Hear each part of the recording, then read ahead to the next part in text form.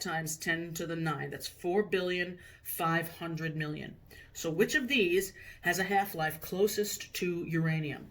Pause it and try to figure it out. Okay. Well, you want to find where is 4.5 billion? Here's 4, here's 5, 4.5 would be here. And if it has a half-life that long, then it would be at 50% of its original mass. So here's 50. If you come over here, there's 4.5.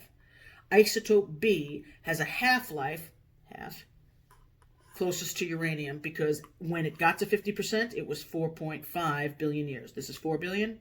This is 5 billion. This is 4,500,000,000. Does that make sense?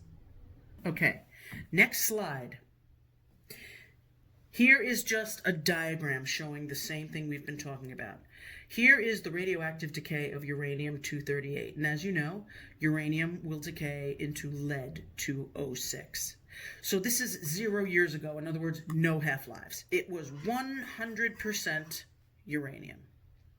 If you fast forward 1 half-life of uranium, which happens to be 4.5 billion years, in 4.5 billion years, half of the uranium has now decayed and it has turned into lead-206, but half of it is still there. And again, it doesn't really happen like the top half and the bottom half, but this is just drawn like that to make it easy to explain. It's a random process, just like the banana with the speckles is random. This is random too, but this just kind of makes it easier to explain. So 0 years, it was at 100%. After one of the half-lives, in this case 4.5 billion years, half of it is decayed, half of it is still radioactive. The next half-life, this is what is really changing. It's the part that's still radioactive. So now what was 50% is cut in half. Half of this decayed. And the part that has decayed has jumped up by half of whatever's left. So the 100 became 50, the 50 became 25 of the original. And this started as 0, and it became 50% of the decay product. And half of this was 25, so 25% was added to the 50. Now there's 75% decay. The next half-life, another 4.5 billion years. The 25 is halved to 12.5. The 75 got the rest of the half of this, another 12. So now it's 87.5. And notice, 4.5 billion. That's not what changes. This is another 4.5 billion, which turns it to 9 billion. This is another 4.5 billion, which adds up to 13.5 billion. The half-life doesn't change, just the amount of material that was radioactive changes, and the amount of decay product increases as you go. This gets less, this gets more, just like the graph I showed you earlier. But the half-life's not changing. Each step is the amount of the half-life. 4.5 plus 4.5 is 9, plus 4.5 is 13.5 billion years. I hope that's clear. Here's another image of the same thing. Think of that graph. This is cobalt-60. This is just another isotope, and its half-life is only 5.3 years. It's very short half-life. Well, it started at 100% cobalt. After a half-life, after 5.3 years, it was only 50% cobalt. If we found it like this, we know it is 5.3 years old. If we found it like this, after another half-life, it's 10.6 years old, because 5.3 plus 5.3 would make it 10.6, but it's getting less and less and less and less each time of the original isotope, and more and more and more of the decay product over time. Okay? The half-life's not changing, the age is. So 5.3. 5.3 plus 5.3, 10.6. 10.6 plus 5.3, 15.9. Like that. Okay. I know this looks kind of sloppy. This came out of my own binder, and normally I would be making this chart with you in class. I would erase everything on the board, and I would make you draw a line and make these columns. Over here, half-lives. No half-lives, 1 half-life, 2 half-lives, 3, 4, 5, 6, like that. Underneath that, percent of the original isotope. We'll just use carbon-14 because they're going to ask you the most about carbon-14. Percent of the original, percent of the decay product, which turns into nitrogen. This is the time in both half-lives and the actual age. This is the mass in grams, and I know this is very hard to read. It says percent of original isotope and percent decayed. That's a little percent sign, decayed. And then fraction of the original. And we would go through this together, but this is already assembled just to make it kind of easier. So let's kind of go through it. Here's the percent of the original isotope. It was 100% carbon-14, and that is after 0 half-lives. After 0 half-lives, you have 100% carbon-14, and therefore you have no nitrogen-14. How long is the half-life for carbon-14? It's 5,700. What is its age? Well, its age is 0, because we've had no half-lives go down. And this I'm just making up. Let's just say I have a rock, and it is 2,000 grams. Just a 2,000 gram rock. It's a chunk of rock like this big, and it weighs 2,000 grams. How much has decayed? None. Because we have no half-lives. And so what is the fraction of the original? There's no fraction in it. It is still a whole sample of 100% carbon-14. All right, so this is just where we're starting out. 100% of the original stuff. No time has passed. It's a 2,000 gram sample, and nothing has been fractioned off yet. Okay. Fast forward 1 half-life. 1 half-life. Well, how much of the original carbon-14 is left? Only 50%. It's been halved. How much is now decay product? Well, it started out as nothing decayed, but now it's half and half. Remember, it has to add up to 100%. Well, if it's 50% original product, it's also 50% decayed. Well, how long is its half-life? The half-life doesn't change. It's still 5,700 years. And since there has only been 1 half-life, the age of this sample, if we found it to be 50% carbon and 50% nitrogen, is 5,700 years old. The mass, well, it started out a 2,000 gram sample, but now 1,000 grams are still radioactive and 1,000 have decayed. So 1,000 of the 2,000 gram sample is carbon and 1,000 of it is nitrogen. It still adds up to 2,000. It always will. It's always going to add up to 100%. It always will.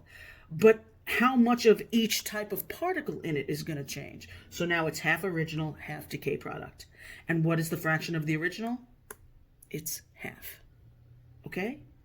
Let's say that we found a sample that had gone through 2 half-lives. How would we know it went through 2 half-lives? Because the amount of the original is being cut in half. So just look. 100 became 50. 50 became 25. So now we're half, and then half. We're at 2 half-lives. We're only at 25% left of the original. But now we're at 75% of the decay product. Adds up to 100%. How long is the half-life? Well, it hasn't changed. It's still 5,700 years. How old is it now? Well, since it went through 2 half-lives, it's 11,400 years old. Why? Because it's 5,700 plus 5,700. 2 half-lives. 2 half-lives. I know this is the third column, but it's only the second half-life. This was 0, right? So 5,700 plus 5,700 is 11,400. What's the mass? Started out as 2,000. It's still going to be 2,000, except now of that 2,000, only 500 of it is the original isotope. Look, it went from 2,000 to half, 1,000 to half. Now it's only 500. But this, the decay product, is jumping up. It was 0, now it was 1,000 after 1, and now it's 1,500 after 2. It has to add up to the original 2,000. And we're having this, and this gets the other half. We're having the original, this gets the other half. But now we're at a quarter of the original. Does that make sense? This was a whole, this was a half, this is a quarter of the original. 25%, 1/4, right? 3 half-lives. Well, after 3 half-lives, the 100 went to 50, the 50 went to 25, the 25 went to half, 12 and a half of the original. Well, what happened to the other half of the 25? It was added to the decay product. So the decay got more and more, 50 to 75 to 87.5. How long is the half-life? The half-life doesn't change. It's still 5,700 years. But how old is it with these percentages? It's 3 half-lives. So it's 5,700 plus 5,700 plus 5,700. It's 17,100 years old. The original 2,000 got halved 3 times. So 1,500, 250. But what happened to the decay product? It went from none to 1,000 to 15 to 1,750. Still adds up to 2,000 grams. Still adds up to 100%. But only part of it is radioactive and most of it is decayed. Part of it is radioactive, most of it is decayed. And now it's 1/8 of the original. And each time, look what's happening. We're halving the half of the half. Just halve the half that is still radioactive. And then add that other half to the decay product. Nothing changes the half-life. You just add that number to where you are. If you're at 5 half-lives, it's 5,700 times 5, 28,500. If the original sample was 2,000, just have it and figure out what percent is the original material, what percent or how much of the 2,000 grams is now the decay product. Spend a little time on this chart, because this chart is usually what gets kids to understand this. Half, a quarter, 1/8, a 16, and you'll notice what's happening to the bottom here. 2, 4, 4 times 2, 8, 8 times 2, 16, 16 times 2, 32, 32 times 2, 64. There's less and less and less of the original. But it's like you double the denominator. Do you see that? Okay, I hope this chart makes it clearer. If you spend a little time with this chart, it should be clearer. A couple of things to remember.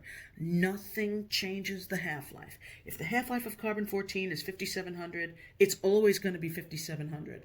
What's changing is how many of these 5,700 years have gone by.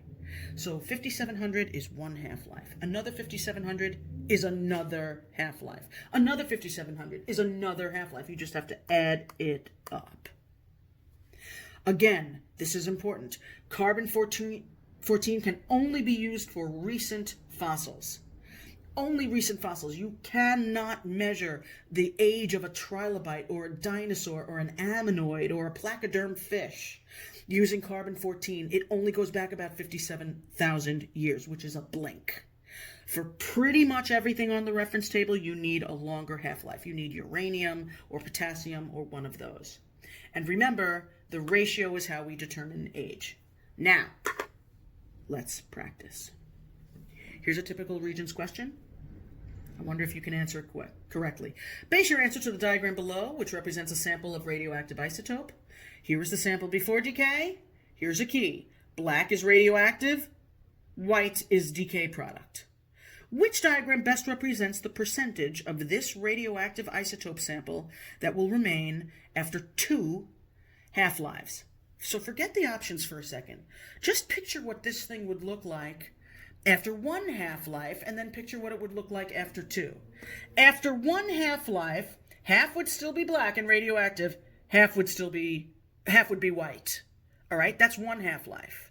After 2 half-lives, the white stays, but the half that's still radioactive, right, the 50% that's black, that will be halved. So what is correct?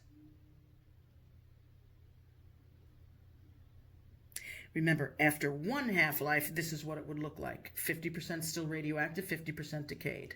After 2, half of this would be cut, and we'd only be left with this. The correct answer, I hope you know, is D. Look at how evil they are, though. They gave you the same thing reversed. The correct answer is D. Why? Because 1 half-life, just 1 half-life, it would look like B. 50-50. 50 decayed, 50 normal. After 2 half-lives, the white is stable now. It's the black that decays. So this is what it would look like. Half of the black. I hope you caught that. Hit me up with questions. Question number 3. It's really only the second question. Don't worry about the numbering. All right. The diagram below represents a sample of rubidium-87. 100% rubidium. Which diagram represents the correct proportion of rubidium to its decay product strontium after 2 half-lives? It is the same question as this. After 1 half-life, half of this would be something else. After 2, half of the white that is remaining would be halved. Take your guess. The answer is B. The answer is B. This is after 1 half-life. 50% this, 50% decay product. This is 2 half-lives. And be careful, because they give you the reverse again. They give you the reverse. They're sneaky like that. Just remember what it started out looking like. It has to be half, and then half, and then half, like that. Okay? Here's another typical Regents question. Base your answer to the following question on the data table below. The table shows the percentage of original carbon-14 remaining in 3 different fossils. The approximate ages of the gastropod shell and the tree wood are shown in years. The age of the human bone has been left blank. So let's just look at this data table. We got gastropods, tree woods, and human bones. The percent of the original carbon, 50%, 25, 12. That tells us something about how many half-lives have gone by. And the age. The question is, what is the approximate age of the human bone fossil? Well, check it out. If we're at 50% with the gastropod shell, that is 1 half-life, because we're at half, 50%. 5,700 years. Nothing changes the half-life. So this has to be at 2 half-lives, 25%, right? The 100 went to 50 after 1. The 50 went to 25 after 2. 5,700 plus 5,700 is 11.4.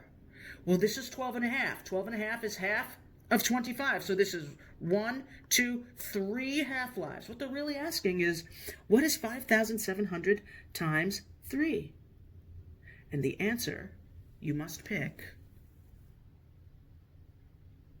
I hope you chose B, 17,100. You could actually add these together and you would get 17,100. Why? Because it's 12.5% of the original. Start at 100%. Half would be 50. That's 1 half-life. Half of 50 is 25. That's 2 half-lives. Half of 25 is 12.5, which is 3 half-lives. 3 times 5,700, 17,100. Another typical question. This is a tougher one because this is now ratios. All right. The table below shows how the radioactive decay of potassium-40 can be used to determine the age of the rock. This is similar to the fractions we were showing you. All right, so here's the ratio of radioactive potassium to its non-radioactive decay products. 1 to nothing, 1 to 1, that's like 50-50%. 1 to 3, that's 25%, 75%, right? And here are the ages. How old is a sample of granite that contains 8 grams of radioactive potassium and 56 grams of its decay product? Well, 8 and 56. 8 of radioactive, 56 of decay. We have to find out what the original sample was. Well, what is 56 plus 8? 64. So the original sample had 64. The way to figure this out is how many half-lives would you have to go through to get to 8? Here's what I did.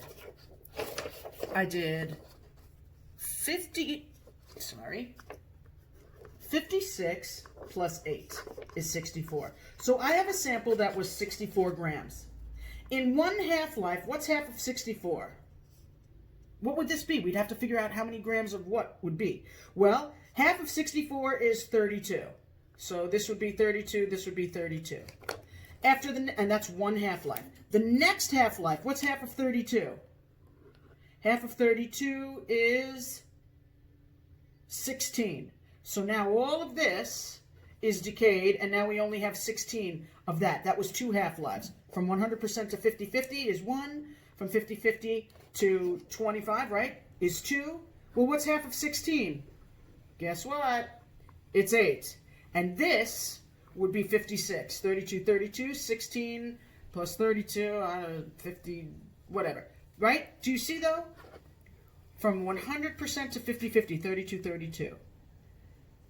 This would be 16 plus 32. 6 and 2 is 8. 3 plus would be 48. So this would have been 16 and 48.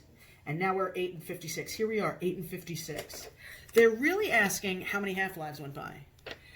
We had to figure out what the original percentage was, what the original grams were. Let me go back to this chart. Remember I said, let's say we started out at 2,000. It always has to add up to 2,000. They gave you something that was 8 and 56.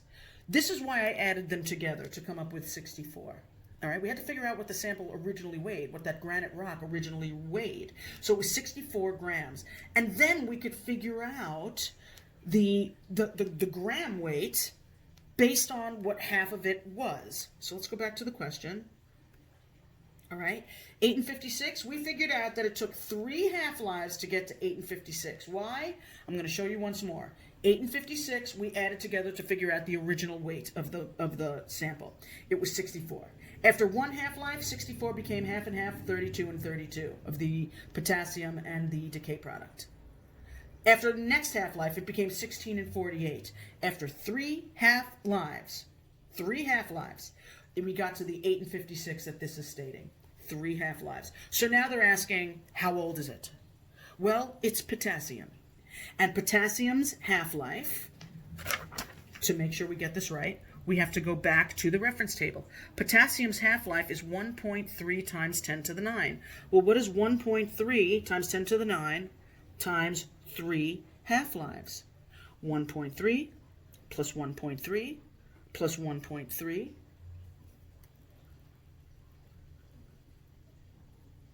is 3.9. 1.3 plus 1.3 plus 1.3 is 3.9 times 10 to the 9. Do you see it? Do you see it? Not gonna lie, this is a hard one to grasp. Hit that diagram that I kind of walked you through the whole process. I hope it will help you. 2 more questions. How old is a fossil that has radioactively decayed through 4 half-lives of carbon-14? How old is it if it went through 4 half-lives of carbon-14? Well, what is the half-life of carbon-14? Look how sneaky they are.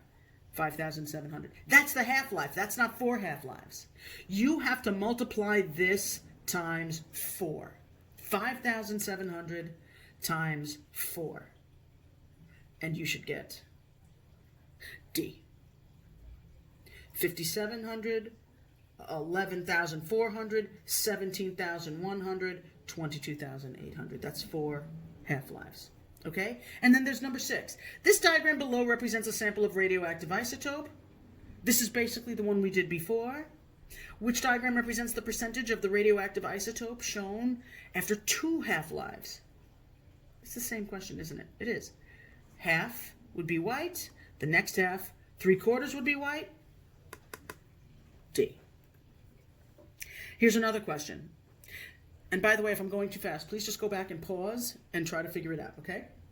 The characteristic of the radioactive isotope uranium-238 that makes this isotope useful for accurately dating the, that's supposed to say age, of a rock is the isotope's constant half-life, resistance to weathering and erosion, organic origin, or common occurrence in sediments.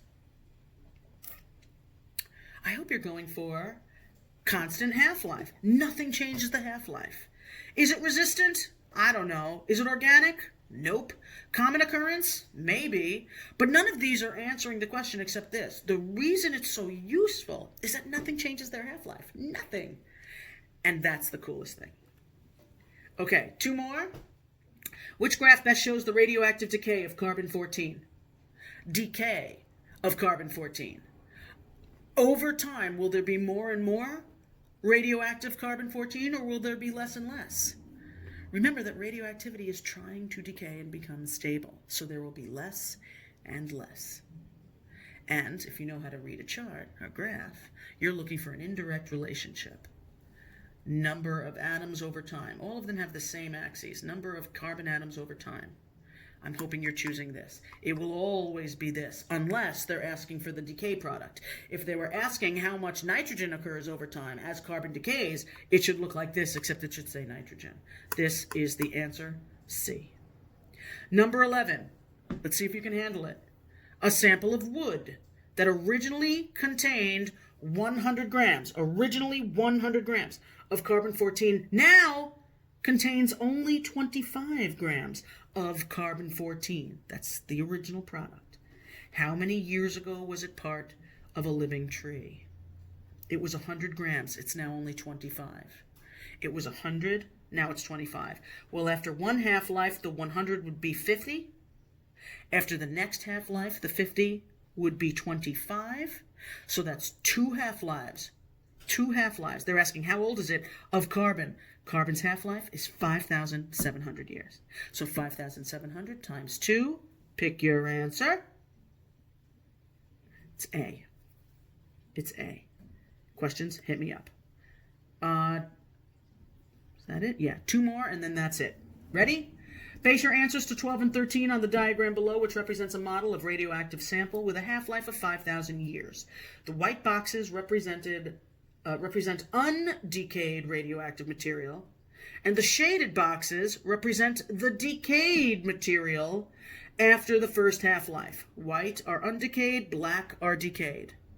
Which isotope has a half-life closest in duration to this radioactive sample? Well, I want you to see again why it's so important to read the blurb before the question. If you didn't read this, you wouldn't know that it has a half-life of 5,000 years. So which of these has a half-life closest to 5,000 years? I hope you know the answer. Carbon-14. And last but not least, how many more boxes should be shaded to represent the additional decayed material formed during the second half-life? So this is after the first half-life. How many more boxes should be shaded? The only way to figure this out is to figure out how many boxes are there and how many are shaded, to figure out how many more should be shaded now. Well, we got 1, 2, 3, 4, 5, 6. So 6, 12, 18. There are 24 boxes here. 24 boxes in total. And 1, 2, 3, 4, 5, 6, 7, 8, 9, 10, 11, 12. Okay, so half of them are decayed, right? 1 half-life. They already told us that. I should have figured that out. 24 boxes. 12 have decayed. And 12 are still radioactive. How many more boxes should be shaded after the next half-life? We're at 50-50 now. 12 and 12. How many more boxes should be shaded? We want to cut the half in half. The answer is B, 6. If you were picking 12, it's not 12 because we're already at 50-50. So of the total of 24, we're at 50%, which is 12 and 12. So the 12 that are already decayed are not changing. It's the 12 that are decayed. And those 12 must be cut in half. That's the reason it's 6. Kids, I know that this is a lot. I know that this is the most complicated thing I'm going to teach you all year. And doing it like this in an hour-long video, I've never done it like this either. If you need me, I'm here. I'm going to be putting up a Castle Learning with radioactivity questions. I'm going to make it maybe a lab. We'll try it like that. And then there is going to be a test, and it's going to be on Castle Learning. And it's going to cover everything from absolute dating to relative dating to superposition, uniformitarianism, original horizontality, intrusions, unconformities, all of page 8 and 9, and radioactive decay, what we just did. So please, if you need me, hit me up. I'm going to be creating an assignment in a little bit, and I really hope this helped you.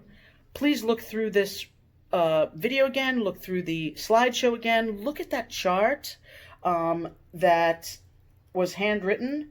This chart really helps kids every year because it kind of shows you the breakdown. If you go through it slowly, and I apologize, it's a little bit sloppy, I think you'll be able to get it. Just do your best. That's all any of us can do. Do your best. And we'll get through this. Hope you're all happy, healthy, and all that. Have a good one.